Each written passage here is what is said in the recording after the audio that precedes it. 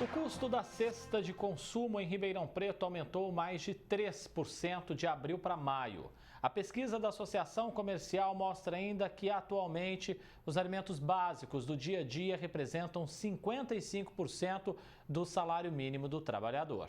A pesquisa toma como base os principais alimentos de uma cesta de consumo para uma pessoa adulta durante um mês, incluindo carne, leite, feijão, arroz e demais produtos básicos do dia a dia.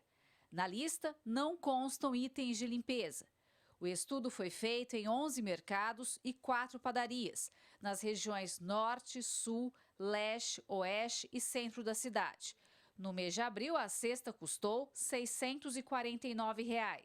Em maio, R$ 672, um aumento de mais de 3% de inflação sobre os alimentos. Isso representa que o aumento dessa cesta ela vem corroendo, né, o salário do consumidor, né? A gente notou que em abril a gente estava com um salário de 1.302 bruto, né? E em maio a gente teve um salário bruto de 1.320, porque houve um reajuste, mas ao mesmo tempo que houve esse reajuste do salário mínimo, né, a gente viu um reajuste do aumento dos preços, né? Então acabou que não adiantou muito no poder aquisitivo do consumidor. Os produtos que tiveram maior variação no preço foram o tomate e a banana.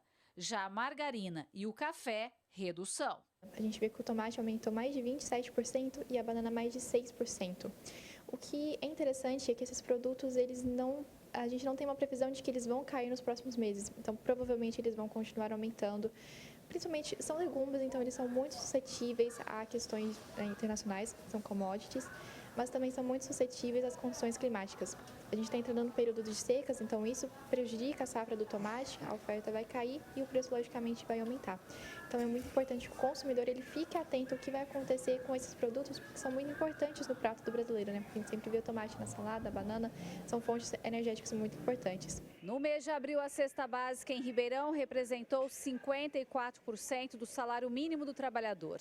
Em maio, subiu para 55%. Segundo a pesquisa, para o morador adquirir a mesma cesta do mês passado, tem de trabalhar 2% a mais em horas. Do jeito que está as coisas agora, não dá para ir chegando e pondo no carrinho, não.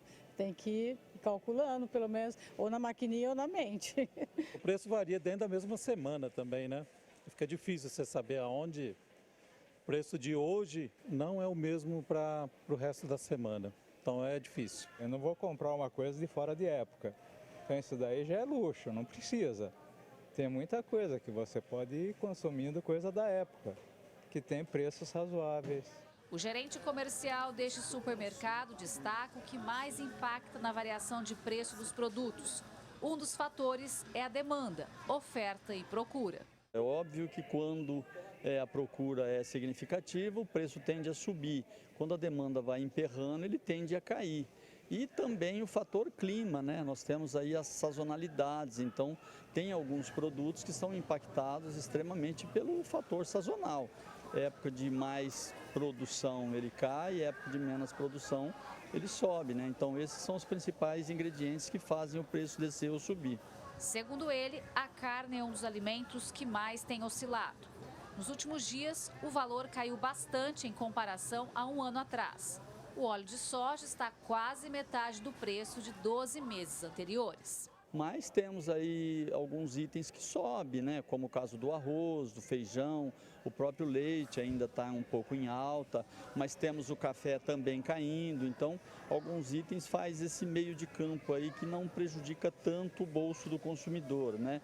Quando um sobe, tem outro caindo para dar um equilíbrio nesse momento aí. Se a gente for analisar esse índice que foi divulgado aí, é até bastante acomodado versus períodos que nós tínhamos índices aí acima de 2 dígitos. Né? Nesta lanchonete do Mercadão, a equipe também sente uma variação nos preços e tenta não repassar para o consumidor. De abril para cá, a gente notou a diferença no açúcar, por exemplo, a farinha aumentou R$2, o óleo deu uma diminuída, mas aumentou. A carne mantém o mesmo preço, e o movimento só vem caindo, né, com esses aumentos que estão tendo. De vez em quando você abre uma exceção e come fora. Outro dia foi aniversário da minha amiga, né, a gente foi num barzinho, entendeu? Aí abriu uma exceção, mas aumentou bem as coisas. Gislene Lopes para o Jornal da Clube.